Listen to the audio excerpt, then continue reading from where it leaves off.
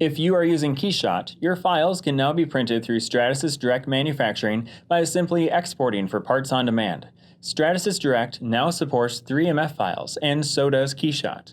3MF files have geometry, texture, color, and units in a single file. Check it out. Here I have some glasses in KeyShot.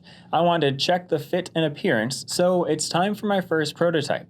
I can go to File, Export, Export to 3MF, then name your file. In the export settings, use 600 dpi. Upload this file to your Stratasys Direct quote. Then, when your package arrives, you can make design changes based on a full-color, high-resolution print. There are some things to consider. The lighting environment is not printed with your part, which makes some KeyShot materials unrealistic. Review the KeyShot best practice for best results. Your part will print in the assembly as you have it in the export.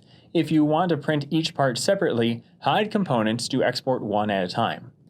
You can check your 3MF file by bringing it back into KeyShot. Better yet, check your 3MF file by opening it in GrabCAD Print. It's free. If you are new to 3D printing, check out the Design for Additive Manufacturing PolyJet Best Practice. This has things like recommended wall thickness, file resolution, and more. Start with a closed mesh or meshes in KeyShot. Then check and fix your normals with this tool. Use the Split Surfaces tool if you need to apply multiple materials to different areas of one part. We look forward to bringing your designs out of your monitor from 2D to 3D.